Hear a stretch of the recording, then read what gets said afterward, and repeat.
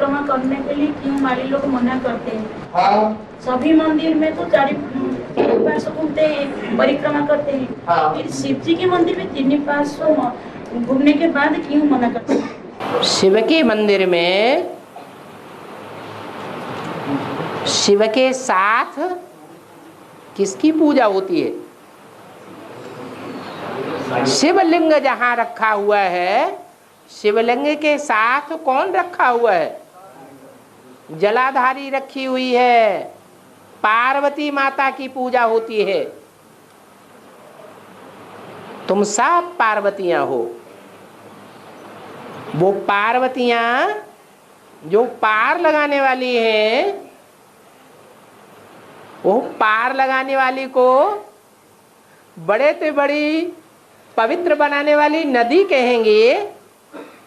सागर से मिलने वाली नदी है या नाला है? क्या बुद्धि में समझना चाहिए? वो नाली है, नाला है या बड़े से बड़ी नदी है? क्या है? अरे बोलो तो। उसको क्या समझना चाहिए? नाला है तो क्रॉस कर लो। क्रॉस करना ही अच्छा है, डूब जाएंगे।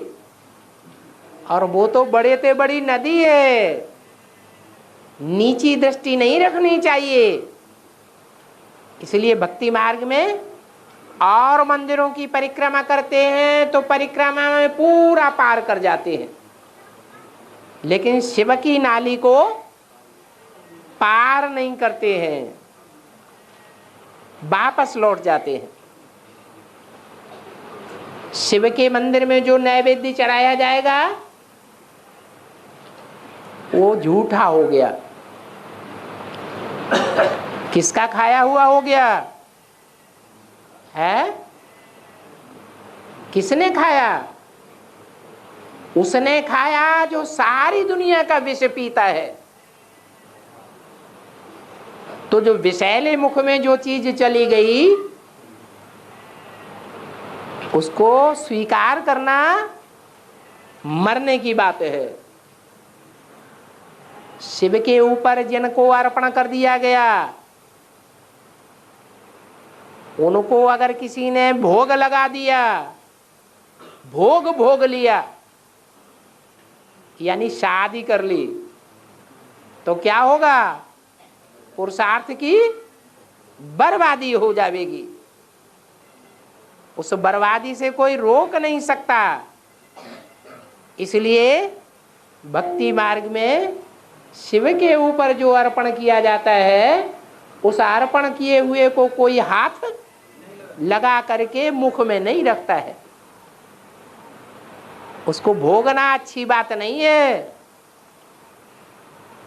पुरुषार्थ चौपट हो जाएगा। और रामबली आत्मा है अभी जल पीते और उसी टाइम शिव बाप कहाँ रहते?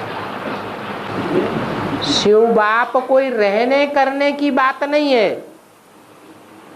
शिव बाप सूक्ष्म है या स्थूल चीज है?